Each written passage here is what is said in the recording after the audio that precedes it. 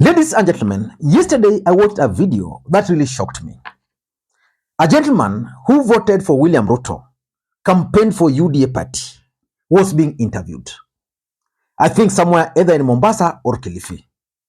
The interview was about the opinion about Kenya Kwanza performance.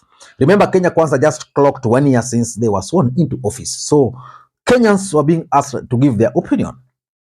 This guy shocked me, listening to this guy, because after listening to that interview, I thought to myself, what really happened to William Ruto and the promises that he gave to Kenyans? Hii serikali tangu ingie mamlakani, mimi nikiwa mfuasi wa UDA, ile pasenti ningetarajia kuwapatia hawa mabwana sioni kabisa. Kwa sababu ile pasenti naweza sema nawapatia ni 10%. Serikali ya Gachagua na Ruto tangu ingie, mimi ile 10% nawapatia ni 10%. Na hii 10% nawapatia nazigawa mara mbili. Hii 5 wanafanya vizuri sana kwa upande wa siasa. Hiyo moja, hiyo ni 5. Kwa upande wa siasa wanafanya vizuri, wanaperform. Na hii ingine ni ya kumwandama, ni ya kumdanganya Mkenya.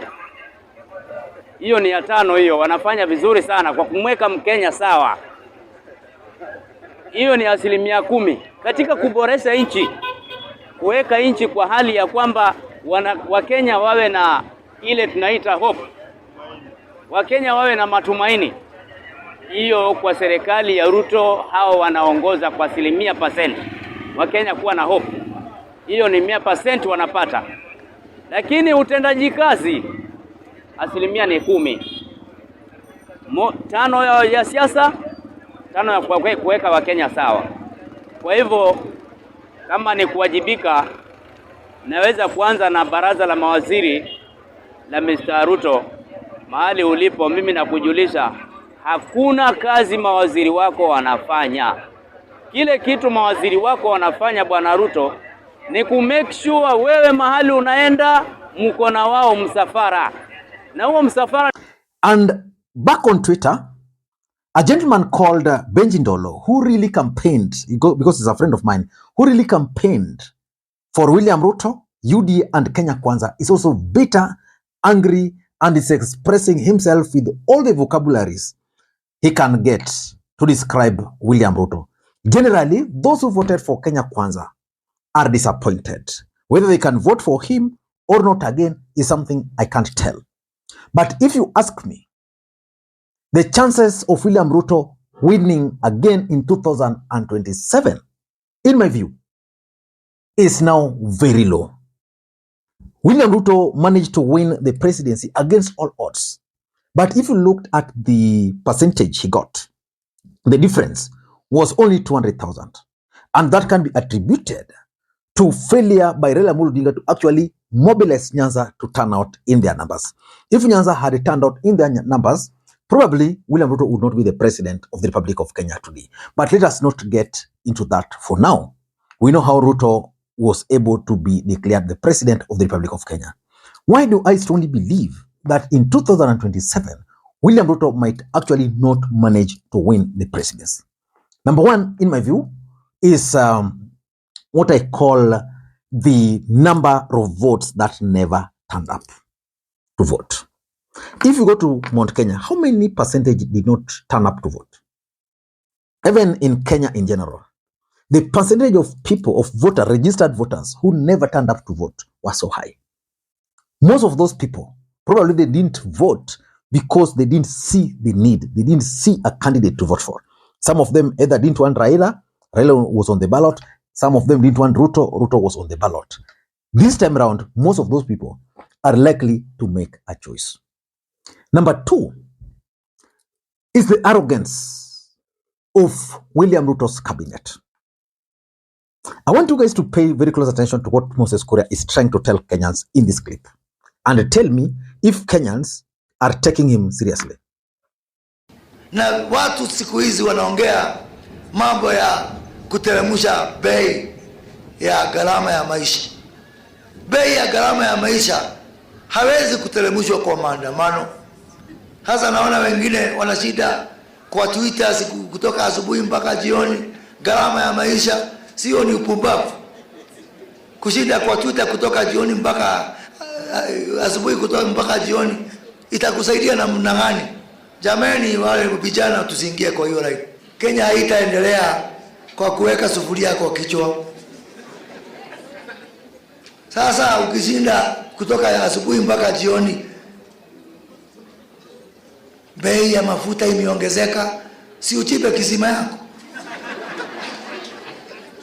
I believe if you look at the statistics, by the way, even though many Kenyans are making a lot of, I've had them on TV making noise about the cost of living, but when you look at the statistics, Kenya is 46.6% lower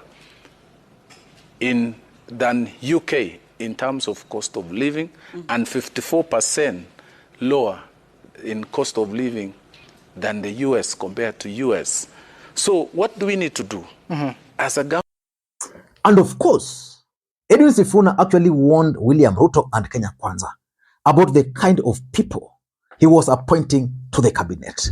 And today alone, if you just take your time and go to the various pages of the cabinet ministers, you'll be shocked. Most of them are just out showing off their wealth, the power, and maybe, I don't know what they have. Either they are on choppers, they are in a rambes, while Kenyans are actually crying. So the arrogance of these cabinet secretaries is what is going to bring William Ruto down. You should strap in, because you are not going to stem the tide of embarrassment that is going to be caused by these people that you appointed to offices. You see, this vetting process that you had, and we spoke about it here, the capacity of someone to embarrass you is something you can establish during that vetting process. You people, you passed all this, you despite our protestations here, you said they are fit for office. You should be able from day one to have the presence of mind to know that in the position that you hold, your words mean something. They carry a certain weight and they have consequences. So it is not just this member of parliament you're talking about. Even your deputy president, when he came in, he told us he's going to send people back into the forest for Shamba system. We have had a cabinet secretary unilaterally declaring that she's going to look for money to increase salaries for public servants. There was this one who said, he's going to scrap support for universities. Then there's another one who has a loose tongue, who told us yesterday is going to ban Mitumba, and he got into an altercation with somebody in public. My brother, those are the people you chose. That is who they are. They are going to embarrass you day in, day out. There is no cause you can take these people to stem the tide of embarrassment, because we told you this is who they are. Kagusha, which cause are you going to take them? Number 3 is political formation. William Ruto was smart enough in the last election. He caught everybody by surprise. And I think William Ruto at each and every stage, and the other day I listened to Kipima Murkomen explaining, was very smart. He knew that at this stage we are behind. At this stage we are behind. At this stage we need to do this. At this stage we need to do this. And of course, currently, William Ruto is the president of the Republic of Kenya, which means he has certain intelligence reports, and that can actually inform why he's making certain moves. But the truth of the matter is that political formation is what is going to determine who becomes the next president of the Republic of Kenya. And that's why in ODM or in Azimio, there's the talk that probably someone else might be the candidate. And if Raila Odinga has to be the candidate, then someone else has to be the running mate. So that for political formation, if it's going to be Ruto Raila, then Ruto still can go to the mountain and sell the same narrative. But what if Raila will not be on the ballot? Of course, right now I'm hearing, even from the mountain, they are saying that Baba, wait, itisha mandamano. But the truth of the matter is that political formation, if it's going to change, William Ruto and his team will definitely have to go back to the drawing board. Number 4 is what I call lessons from the 2027 presidential election. Azimio learned their lessons. And if they didn't learn their lessons, then Ruto is going to become the next president again. But it's my hope that Azimio actually learned their lessons. They know that for you to become the president of the Republic of Kenya, you need the turnout. Each and every vote matters.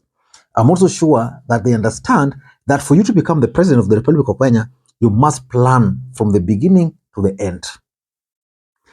They also must understand that for you to become the president of the Republic of Kenya, you don't take campaigns casually. And of course, they must be alert at each and every stage. There were signs in the last elections that Ruto was stealing this election.